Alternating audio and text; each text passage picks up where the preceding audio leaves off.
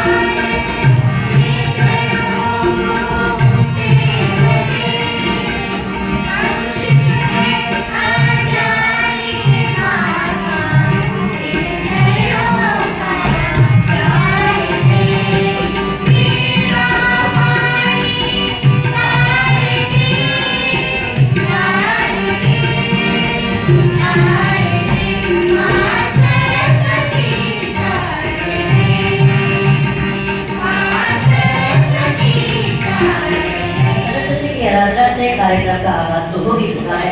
तो अब मैं अपने सह संचालक से पूछना चाहूंगा कि अब उनके पिटारे में क्या है। जैसा कि आप सभी को सर्वविदित है कि आज से 2 दिन पूर्व हम सभी ने 15 अगस्त जैसा एक शुभ अवसर व्यतीत किया था, तो उसी के विषय में कुछ महत्वपूर्ण जानकारियां देने के लिए मैं बुलाना चाहूंगा कक्षा 12 के आशीष। गीत आंसू पोंछ कर सृजन के मैं गा रहा हूँ, माँ भारती के दर्द को आप तक पहुँचा रहा हूँ। सार मेरी साधना का शेष रहना चाहिए, मैं रहूं या ना रहूं ये देश रहना चाहिए। परम आदरणीय प्रधानाचार्य महोदय, पूजनीय गुरुजन और यहाँ पर उपस्थित मेरे सभी साथियों, आज युवा पीढ़ी के पश्चात के कारण ही हमारा देश विभिन्न क्षेत्रों में विकास की ऊंचाइयों को छू रहा है। चमन इस तरह सजा दो, हम गगन उतार लाएंगे, जरा तुम मुस्कुरा दो। ऐ सोने के चांद तारो, ना सवारो चाहे मेरा जीवन, अरे मेरा देश यही है, मेरी जिंदगी यही है, मेरा देश जगमगा दो। कायदे कानून के आगे बगावत बन जाती है, इश्क की आग तेज हो तो इबादत बन जाती है। कायदे कानून के आगे इबादत बन जाती है और इश्क की आग तेज हो तो इबादत बन जाती है। और युवा हम वतन की खातिर मर मिटने का संकल्प ले, क्योंकि वतन पर जान निछावर कहना शहादत कहलाती है। बहुत बहुत धन्यवाद।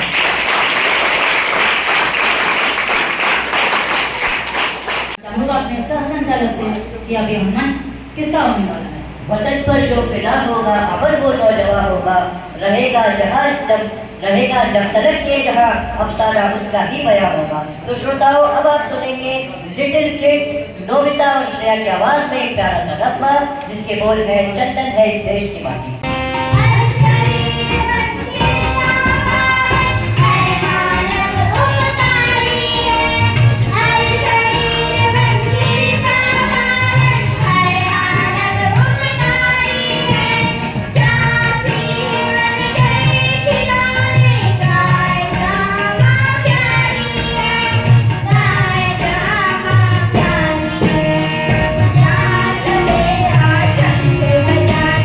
Oh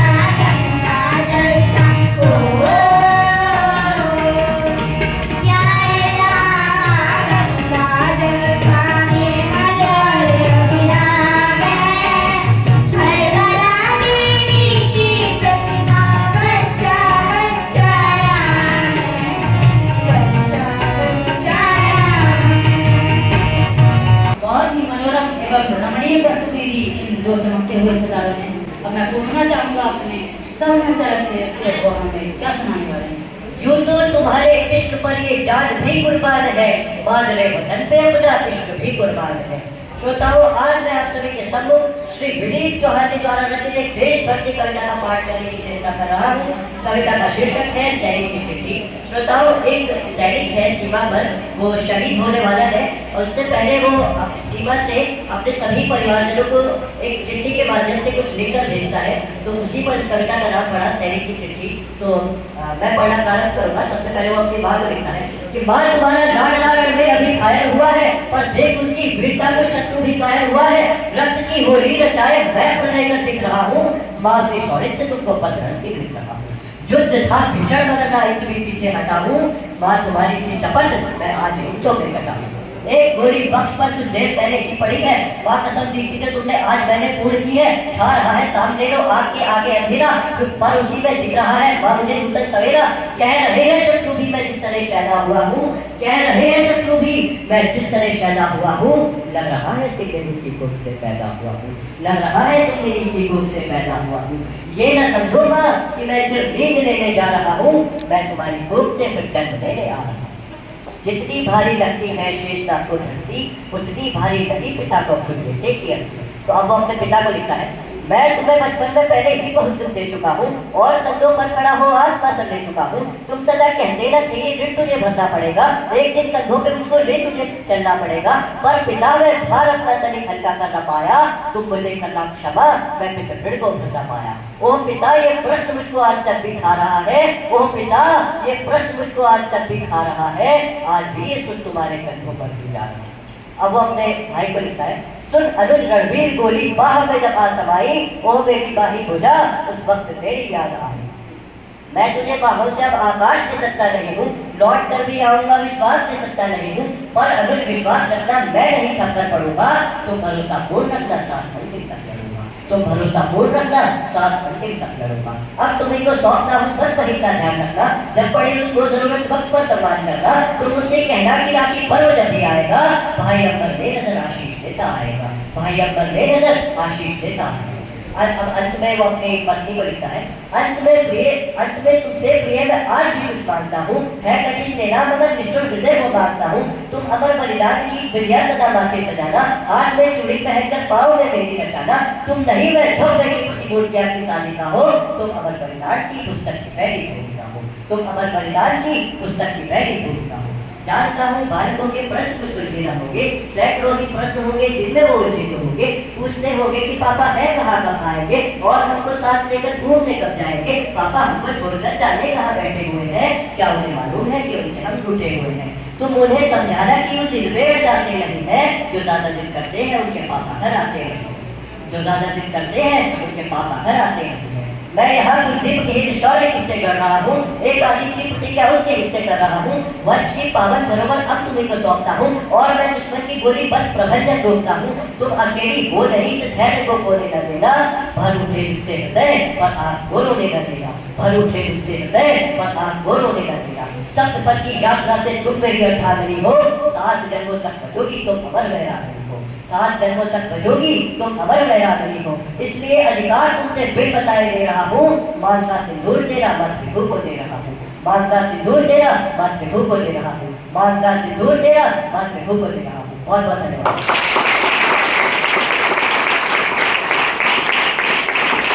स्वरयुक्त काव्य शैली में अरहान आपने अपनी कविता का पाठ किया।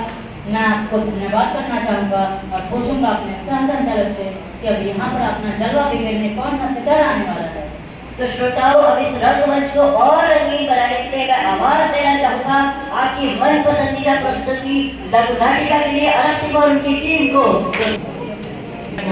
पूजनीय शिक्षकगण एवं यहाँ पर उपस्थित सभी छोटे बड़े साथियों, आज मैं आपके समक्ष एक लघु नाटिका लेकर प्रस्तुत हूँ जिसका शीर्षक अशिक्षा और बाल विवाह एक सामाजिक कुरीति है। लोकमान्य बाल गंगाधर तिलक ने कहा था कि स्वतंत्रता हमारा जन्मसिद्ध अधिकार है और मैं इसे लेकर रहूंगा, और हमें स्वतंत्रता मिल भी गई। पर क्या हमने उन आयामों को हासिल कर लिया है जिसकी कल्पना हमारे स्वतंत्रता सेनानियों ने की थी? आज हम भारत की पहली महिला डॉक्टर आनंदीबाई जोशी के जीवन पर आधारित एक लघु नाटिका के माध्यम से स्वतंत्रता के उन पहलुओं पर प्रकाश डालने का प्रयास करेंगे जिसे हम यदा कदा दरकिनार कर देते हैं। यद्यपि यह नाटक स्वतंत्रता से पूर्व का है, किंतु स्वतंत्रता के पश्चात भी महिलाओं को शिक्षा के प्रति संघर्ष करना पड़ा है। दृश्य एक, आनंदीबाई जोशी का घर। आप इतने परेशान क्यों दिखाई दे रहे हैं? परेशान तो रहूंगा ना पार्वती, आखिर एक बेटी का बाप जो ठहरा। पर हमारी आनंदी तो अभी सिर्फ 9 साल की है, अभी तो उसके पढ़ने लिखने और खेलने कूदने के दिन है। देख पार्वती, लड़कियां पराया धन होती हैं और जितनी जल्दी में घर से विदा कर दिया जाए उतना ही अच्छा होता है। पर बापू, मेरी क्या गलती है? पर बापू, इसमें मेरी क्या गलती है? आप मुझे पढ़ाई क्यों नहीं करने देते हो? तेरी गलती है कि तू एक लड़की है, लड़की। अगर लड़का होती तो क्या बापू? लड़का होती तो क्या? ऐ लड़की, ज्यादा जवान मत चला वरना अच्छा नहीं होगा।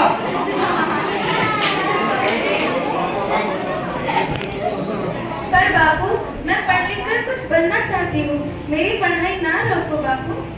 आनंदी, तुझे अगर पढ़ना है तो पढ़, लेकिन इस तरह सारी उम्र बाप की छाती में बोझ बन के बंद है। पर बापू, अभी तो मेरी उम्र पढ़ाई लिखाई की है, मुझे पढ़ लिख कर डॉक्टर बनना है। पढ़ाई पढ़ाई पढ़ाई, आज तो तेरी इन किताबों का काम करके ही छोड़ूंगा। नहीं बापू, मैं आपको ये ले, हट छोरी। नहीं बापू, ये आपने क्या कर दिया? आपने मेरी इन किताबों को ही नहीं, आपने तो मेरी किस्मत फाड़ दी, मेरी किस्मत। ये कॉपी किताब है ना, सिर्फ छोरों के हाथ में अच्छी लगती है, लड़कियों के हाथ में तो सिर्फ मेहंदी अच्छी लगती है, मेहंदी। पर बापू, मैं लड़की हूँ तो क्या हुआ? लड़का और लड़की हमारी दोनों आंखों के समान होते हैं। चुप कर आनंदी, और यह एहसान मान कि अब तक जिंदा है तू। कहीं बचपन में ही गला दबाकर मार दिया होता तुझे तो आज तेरी ये बात नहीं सुननी पड़ती। पर बापू, मुझे चूल्हा जलाना अच्छा ना लगे है। देख छोरी, जितना जल्दी हो सके तू चूल्हा जलाना सीख ले, और हाँ, तेरा ब्याह तो हो के ही रहेगा, वो भी कल के कल। अबला जीवन हाय, तुम्हारी है कहानी, आंचल में है दूध और आंखों में है पानी। मुझे माफ कर दे बेटी, तेरे बापू की जिद के आगे मेरी एक न चलेगी। माफ कर दे बेटी, मुझे माफ कर दे। इस प्रकार मात्र 9 वर्ष की छुट्टी आने में आनंदी का विवाह गोपाल राव जोशी से कर दिया गया। बाल विवाह एक सामाजिक कुरीति है, जिसका शिकार आनंदी को भी होना पड़ा। 5 वर्ष बाद आनंदी 14 वर्ष की हो गई है और उसके घर एक शिशु ने जन्म लिया है। आइए देखते हैं कि क्या होता है।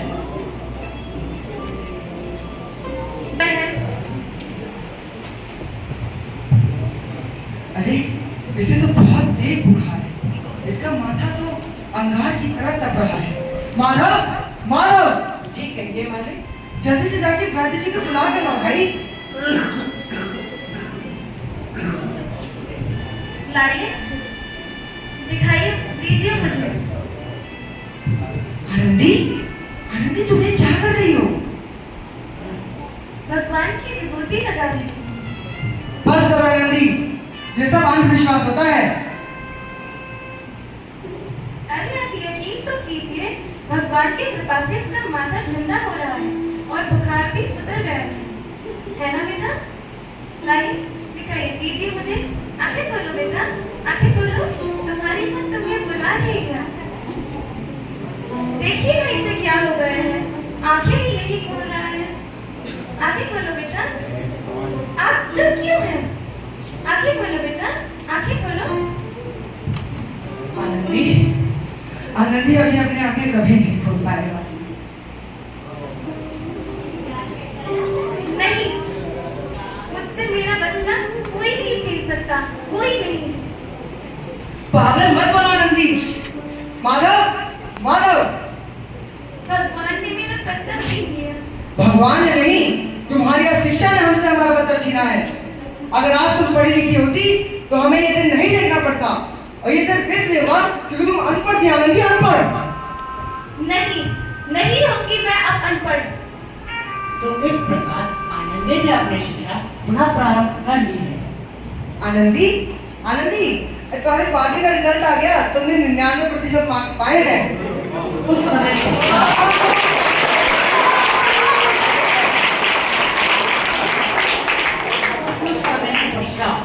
आनंदी, आनंदी, तुम्हें स्कॉलरशिप मिल गई, तुम्हारी मेहनत रंग लाई है। अब तुम भी अमेरिका जाके पढ़ सकोगी। मुझे शिक्षा वृत्ति मिल गई, मैं अमेरिका जा रही हूँ, पर ये सब मैं अकेले कैसे करूँगी? आनंदी, तुम अपने आप को इतना कमजोर क्यों समझती हो? और फिर इतनी शिक्षा का क्या फायदा हुआ? आखिरकार तुम गंवार की गंवार। गवार? नहीं हूँ मैं गवार। तो इस प्रकार 7 अप्रैल 1883 को आनंदी अमेरिका के पेंसिल्वेनिया के लिए रवाना हो गई और 3 साल बाद उन्होंने डॉक्टर ऑफ मेडिसिन की उपाधि हासिल कर ली। इधर आनंदी के पिता की तबीयत बहुत खराब है। आइए देखते हैं कि क्या होता है। लगता है अब मेरे जाने का आ गई। अब मैं नहीं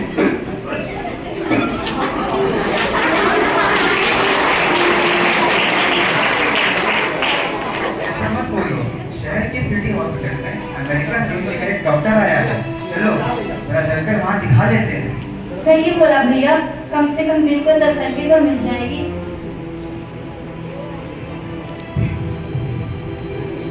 इसकी हालत तो बहुत खराब है, इसे तो बस एक चमत्कार ही बचा सकता है। ऐसा मत कीजिए डॉक्टर साहब।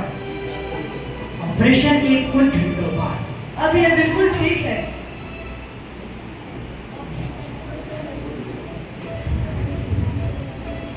डॉक्टर साहब ने मुझे बचा लिया। मुझे मिलना है डॉक्टर साहब से। डॉक्टर साहब नहीं, डॉक्टर मैडम कहिए, डॉक्टर मैडम।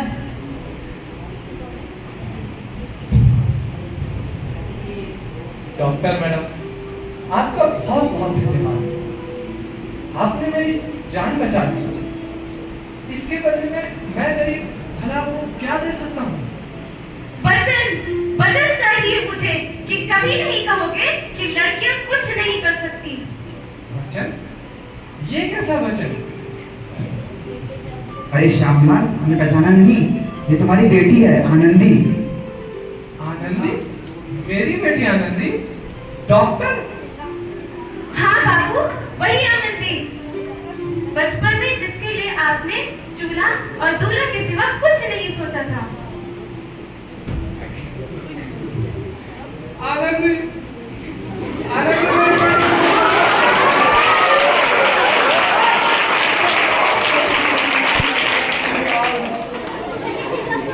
नहीं नहीं बाबू, वही आनंदी जिसके हाथ पीले करके आप उसकी जिंदगी काला कर देना चाहते थे। माफ कर दो।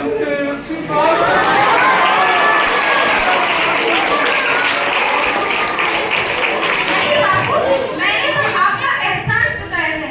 याद है ना अपना वो एहसान जो बचपन में आपने मुझ पर किया था? ताने सुना सुना कर जीते जी मार डाला था मुझे। अब बोलो, और किस किस को मारोगे? माफ कर दो।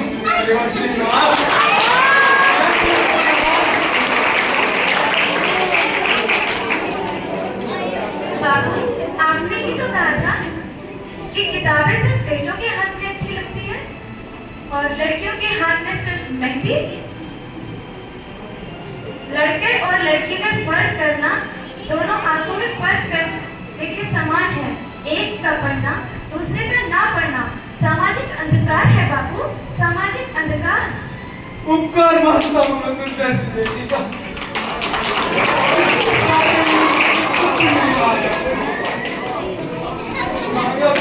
बराबरी का दर्जा।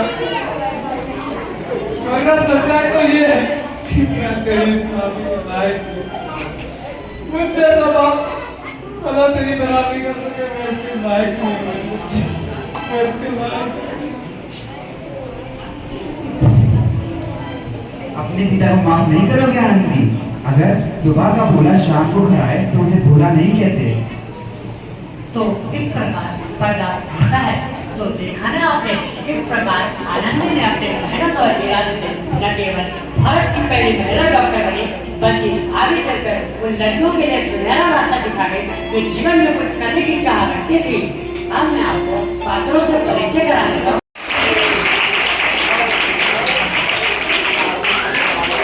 बहुत शानदार प्रस्तुति की टीम के द्वारा आपकी तालियों की गड़गड़ाहट भी इस बात की गवाह है कि ये प्रस्तुति आपको कितनी पसंद आई।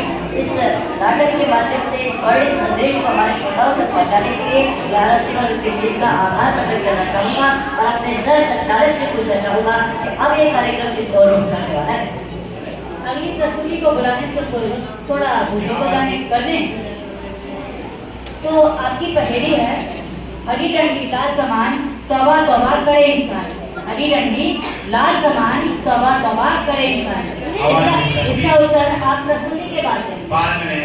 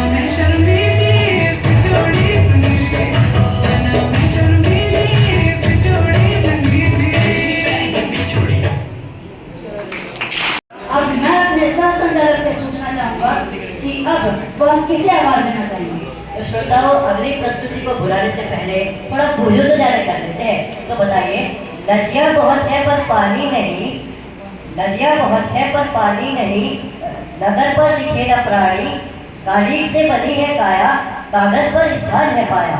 नदियाँ बहुत है पर पानी नहीं, नगर पर दिखे न प्राणी, कालीन से बनी है काया, कागज पर स्थान है पाया। जिसको उत्तर मालूम हो वो हाथ खड़ा करके आंसर बता सकता है।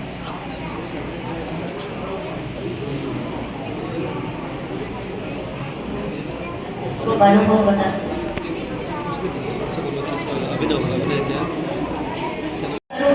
दो स्वर रूपी कोकिलाओं से कि वो इस मंच पर आए और सभागार को स्वरमय बनाए। तो जोरदार तालियों से आइए।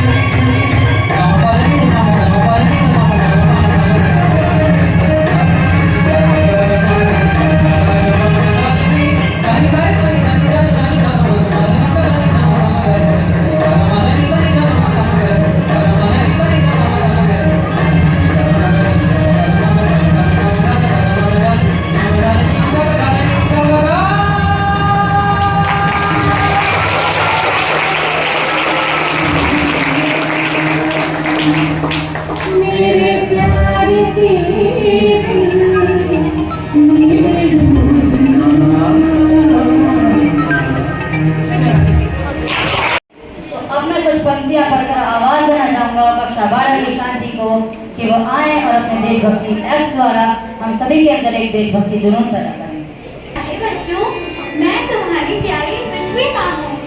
हजारों सालों से बिना रुके बिना थके मैं अपने पथ पर चल रही हूँ। मैं तब भी थी जब आप लोग नहीं थे और मैं तब भी रहूंगी जब आप लोग नहीं रहेंगे। पर अब ऐसा लगता है कि मैं थक रही हूँ। आपकी धरती माँ थक रही है। खेतों में इस्तेमाल किए गए रासायनिक खाद से पानी और हवा में जहर घुल रहा है।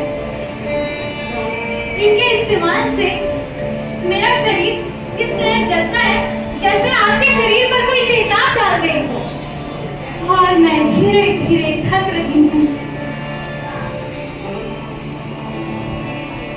मेरे बच्चों को मेरे दुख का एहसान ही नहीं है। मेरा शरीर मिर्च की तरह जल रहा है। मिट्टी के पोषक तत्व खत्म हो रहे हैं।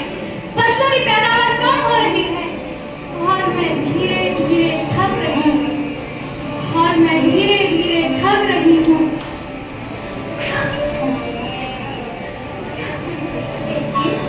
मुझे याद आता है, पहले मैं कितनी सुंदर थी, कितनी प्रसन्न थी, हमेशा हंसती थी। आप लोग ही तो थे जो अपनी पृथ्वी माँ की रखवाली करते थे। आप जानते थे प्राकृतिक खेती हमारी परंपरा ही नहीं, जरूरत भी है। और फिर हमारी सभ्यता में तो पूजा ही पृथ्वी कल्याण की है। ओम देव शांति, अंतरिक्ष शांति, पृथ्वी शांति, वनस्पति शांति, औषधया शांति। ओम शांति, ओम शांति, ओम शांति। सबका कल्याण हो। हजारों सालों से मनुष्य पृथ्वी की गोद में रहता आया है। पृथ्वी माँ ने आप सभी को सब कुछ दिया है, पर मैं आपसे पूछना चाहती हूँ, आपने पृथ्वी माँ को क्या दिया है? ये प्राकृतिक खाद, ये रासायनिक पदार्थ जो पृथ्वी को बंजर बना रहे हैं, मिट्टी को प्रदूषित कर रहे हैं।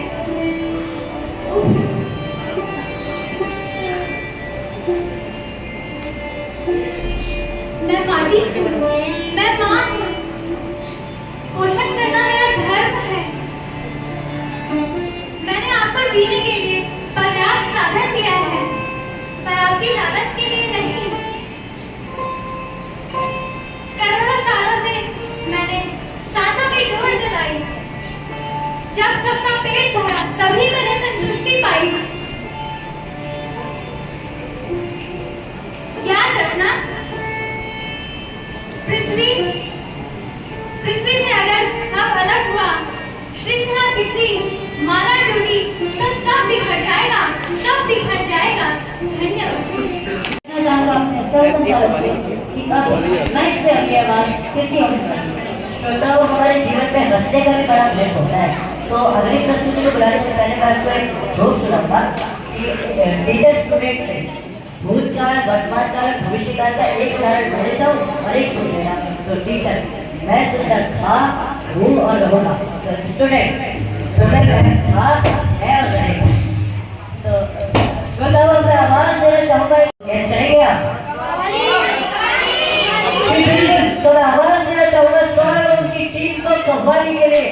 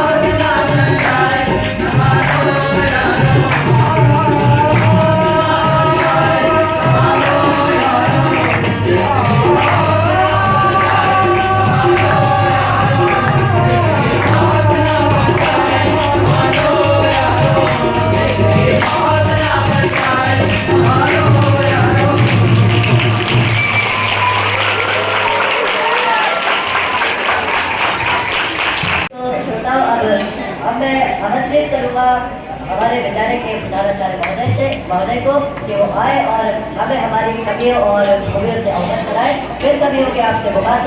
तब तक के लिए दीजिए हमें इजाजत। तब तक के लिए मैं अरबाज और मैं देवान देते हैं आपसे इजाजत। नमस्कार।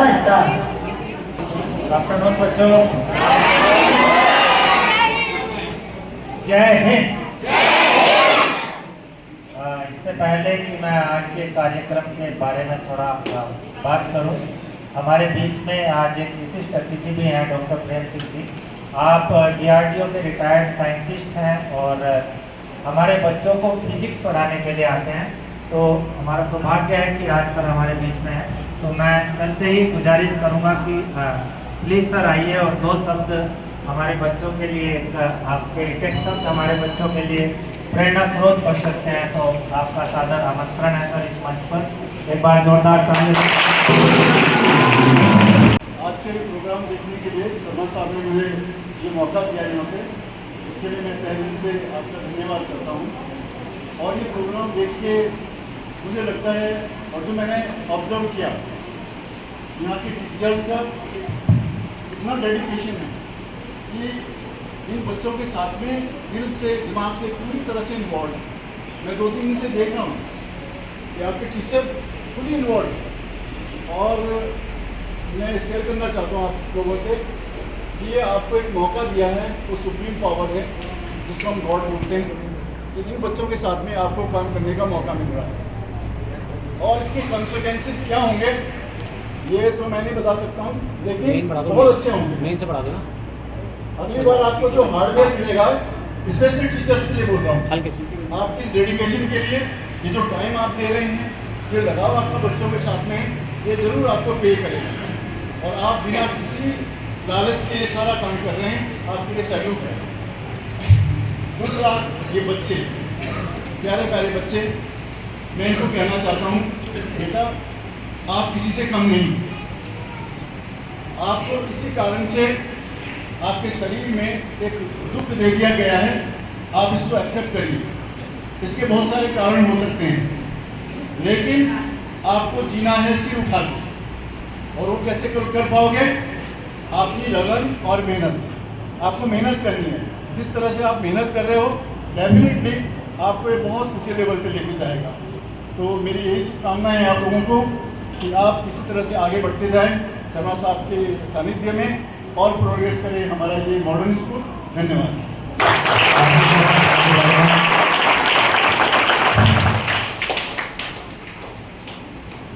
दिल से निकलेगी ना, दिल से निकलेगी ना मरकर भी वतन की उल्फत। दिल से निकलेगी ना मरकर भी वतन की उल्फत। मेरी मिट्टी से भी खुशबुएं वतन आएगी। आज का ये जो कार्यक्रम आपने यहाँ पे बच्चों ने दिया और ये जो देशभक्ति आपने इसमें दिखाई है ये बहुत ही सराहनीय है। और मैं बधाई देना चाहता हूँ हाउस के जो जितने भी टीचर्स हैं उनको कि उन्होंने बच्चों के साथ काफ़ी मेहनत की है। और कार्यक्रम में बहुत सारे मैसेज भी छुपे हुए थे, केवल एक मनोरंजन ही नहीं था, सभी का मतलब एक तन्मयता के साथ समर्पण भाव यहाँ पे दिख रहा था। एजुकेशन में बने रहना है तो कुछ ना कुछ कमियाँ होती हैं जिन्हें सुधारना है, नहीं तो हमेशा 100% में मिल सकते हैं देशभक्ति को लेकर। लेकिन आज आपके मार्क्स हैं 9। बहुत खूबसूरत कार्यक्रम आपने लिया है, बधाई हो आप सबको। Thanks for watching. Like, share and subscribe.